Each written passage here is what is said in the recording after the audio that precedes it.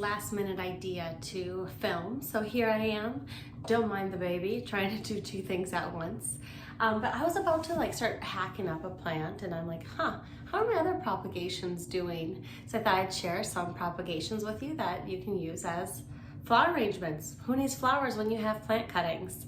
What I think is such a paradox about buying freshly cut flowers from the grocery store or wherever you're going is that you give them to whoever you love and they die in a week or two, depending on how experienced or how much that person takes care of the beautiful flowers that you just had cut for them. So I'm really one of those people that probably lets them go a little too quickly.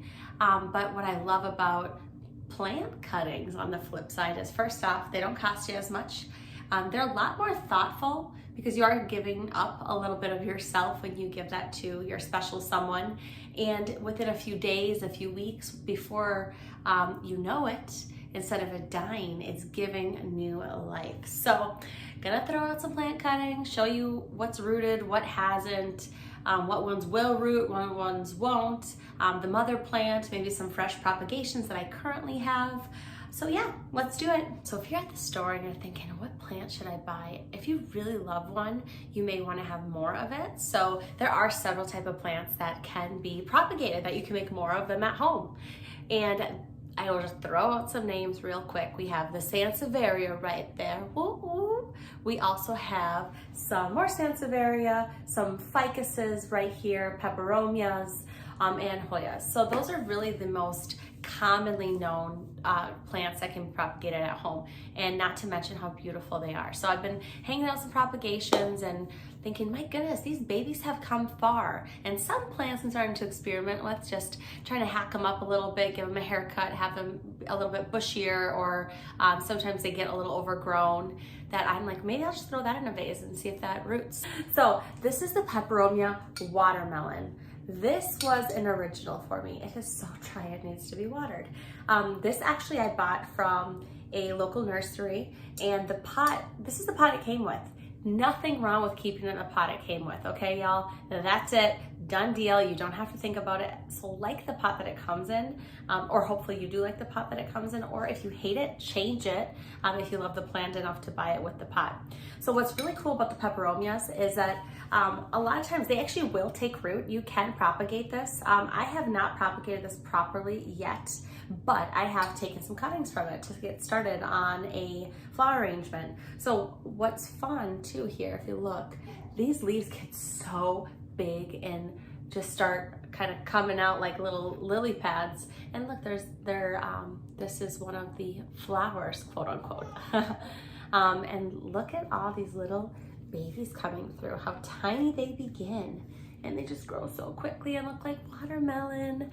So let's show you my flower arrangement. So the flower arrangement that I have it in, I literally have this held like oil, like some incense or something like that.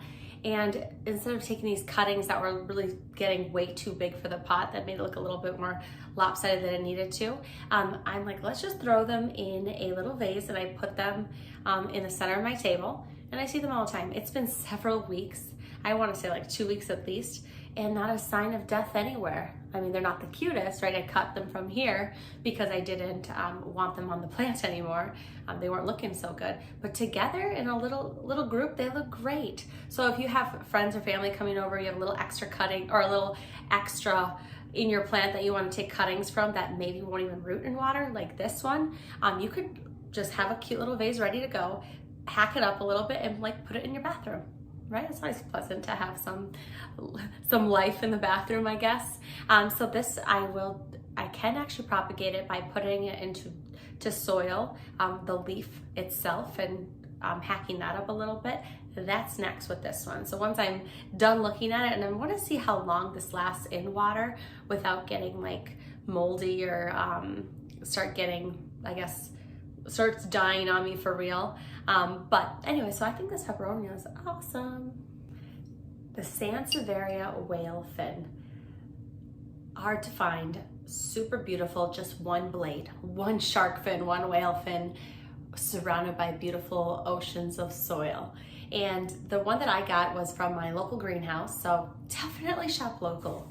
Honestly, I know there's a lot of online retailers, and I do shop quite a bit online, but there's just something about going to an actual greenhouse, looking the owner in the eye, saying hello, getting to know their story, and supporting local. And of course, you get to browse a lot of plants without having to buy them, like you are now. But with the Sansevieria whalefin, this is the baby that came out from the mom. So I bought one big old blade from, like I said, my local greenhouse, and I was surprised to see that after a few months, it started shooting out new growth, which I'll show you a different Sansevieria too. They're known for it. They're so easy to propagate, and they have a whole root system underneath the soil that they just start spitting out new growth. I shouldn't say spitting out, I guess, what's the word? It just starts seeping up through the soil as a new creation. Thank you, Jesus. And this is no exception. It's huge. And of course, because they're so rare and they look so great on their own, they're really designed to be in a pot with one blade. I let it grow for as long as I could, and finally I was like, okay, I gotta take this baby out, and it has to start its own family because they are so beautiful. And look at this. I mean, this looks exotic. This looks like it would be poisonous if this were an animal. And look at that nice curvature to it. And I've had it in water for maybe, I want to say not even a month. And I started seeing just a little bit of, here, I'll show you up close, just a little bit of roots coming through. Yay! It did darken being in water a little bit, but hey, no harm, no foul. That will be in soil sooner than we know it. You typically want to take out a propagation from water when you see maybe, I don't know, an inch or 3 of nice white roots, and change out your water, clean up, even rinse off the roots if you need to. Just don't touch them, don't get too handsy. They are sensitive and you don't want them to break because they've just worked so hard to stay alive. So this looks beautiful. When I have it on display, I actually just show it this way. Like that. Ta-da! Beautiful. Looks nice in water and won't die in a few weeks. It will give new life. Y-U-R-I. I will write it down for you. So sorry, somebody tell me how to say that. But look at this. I love it. So this has blue hues, green hues with white lining. Just fantastic. So I have it in a glass container that it's actually some sort of pitcher, a little mini pitcher. And it's of green tint as well, and it looks stunning. I mean, I love watching roots grow. Put this on your table. I actually have it in a group, but put it on your table and watch those roots grow. You could buy like any sort of glass vase should work. Excuse me, someone's trying to call me. Okay, any glass vase will work, or you can, like I said, use a juice container if you're buying your juices in glass, or secondhand. Go run over to your local thrift store and see if you can find something that you'd be like, oh, a plant might look good in that, or I'd like to look at that pretty often. So with this one, I love Sansevierias. They're just so easy to cut, to propagate, and to really give them their own new life. So I actually took this off of this big mother plant that I bought in extra large, because go big or go home. If it's a plant that you love, it's hard to find.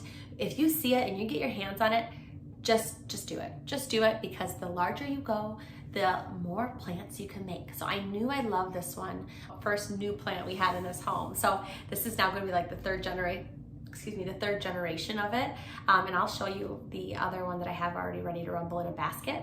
But the mother plant, I realized as she grows, they grow really fast. This Sansevieria does, and they kind of grow wild. I mean, very jungly, and they grow very tall too. And so I'm like, this is getting a little too tall. It's starting to brush up against my legs as I walk. It's next to a closet, so like opening and closing the closet, they're getting damaged, and I don't want that. So I just cut them out to make it look a little nicer, and I am pleased with how they look. And I did even cut a little further towards the end, because as they get longer, they get thicker. I was showing my daughter, I'm like, who I'm trying to convince and bless her with all these beautiful plants, so she'll take care of them when she gets older. And I'm like, look, what do you think? Isn't this beautiful? And she goes, yeah, it looks like celery. I'm like, oh, She's 4, so girl speaks the truth. I was like, wow, I never saw that, I never thought that, and now that's all I can think of. So they actually look pretty nice when you kind of chop off that bottom when you're propagating, and don't be afraid to make them into something they didn't look like. So these were all way taller, like I said, and this is just, I mean, I like how it looks in here, and I'm excited to. Peperomia is one of my favorite peperomias in my home, and look at this, like those leaves are banging. I mean, even though they're so like emerald green and just so stunning on their own, when they give me new growth, I start seeing that they have a little bit of variegation.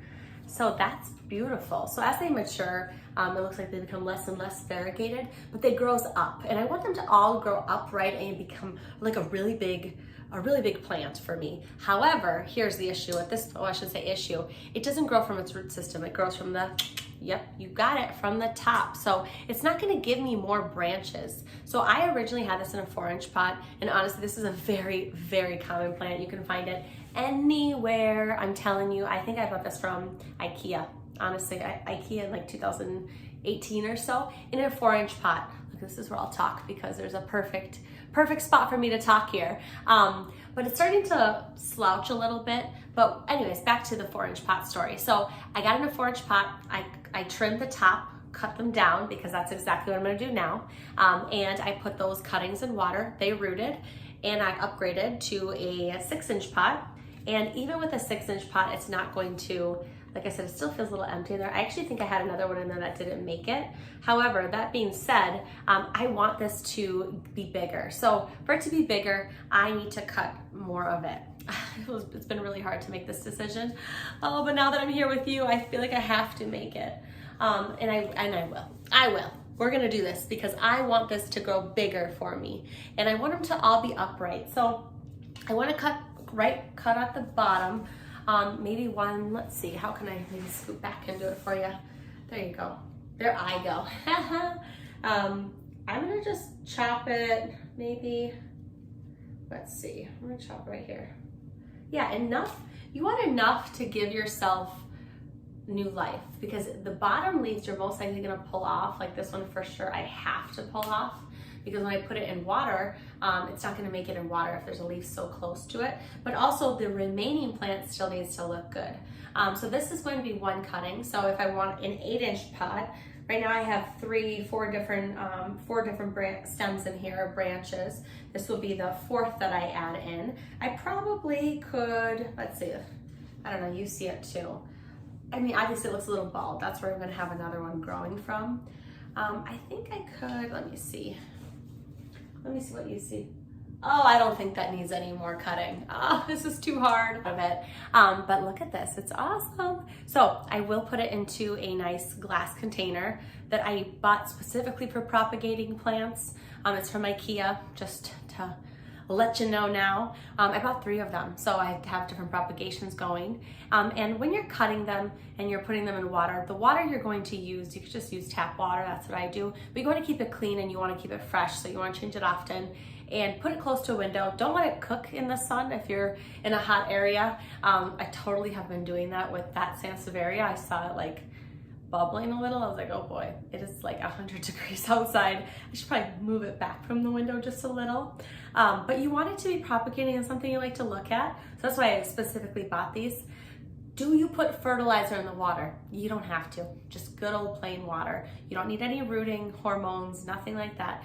Just water and your desire to grow a new plant. So we will put that in there. Oh, looks nice. Once again, if you have friends or family coming over and they're gonna be using your bathroom, or they're gonna be like in a area that really could use a little something, I mean, hello, why not do this? My mom does that with her flower arrangements. She'll just, like the extra cuttings that don't look so good in the arrangement, she'll just plop into like a mini vase and put it in the bathroom. I'm telling you, every time I'm over there and I see that, I go, oh, how thoughtful and how nice and how pleasant. So definitely. Oh, so this is recent. This baby needs to climb. Hoyas really, they want to climb, they want to get acclimated, and they start like getting into your other plants if you don't give them any entertainment. It's like owning an intelligent bird. You really need to give it some entertainment or it's gonna self-destruct. And so like with this Hoya, it's beautiful, but it's obviously looking for something to climb on because it's climbing on itself. And it's getting so long and so wild that I will be cutting it soon. I'm not ready to propagate it yet, but I totally will, because look at all this. So all these bald, long, lanky, bouncy vines will have leaves on them sooner than later. Like this one I was just kind of showing off to you. And then this one. And I can't wait for this one to flower. It's one of my Hoyas that has not flowered yet. Or do they not flower? I'm assuming all Hoyas flower, but yeah, oh, this looks awesome too. But yes, once they get some leaves on there, it's going to droop down and become very, very heavy and long. And from here, I'm gonna take these, I'm gonna cut them up, and I'm gonna put them into little vases and have them start their own homes, because the Hoya australis is one of my, well, all Hoyas are my favorite Hoyas, but this is one of my favorite Hoyas, as I just said. I mean, it's just awesome. They don't need a lot of water. They need bright and direct light, or you could do low light. They just grow slower, and they grow. This one grows fast. Most Hoyas grow pretty slow. Or you tell me. I've had people come back at me say, no, my Hoyas grow super fast. I don't know what you're talking about. I don't know what to tell you, because I'm looking at Hoyas in my windows right now, and I need them to grow faster. I want them to cascade down from my window, and they're still not doing it. But this one is, so it's so light right now too. I need to water it. But yeah, I will definitely be putting this one in water. Oh, it's just so pretty. Thank you for hanging out with me and learning a little bit more about plants and having me talk to you about my little obsession. So tell me what you liked, what you didn't. Please subscribe. I'd love to see you again. Mwah. Bye.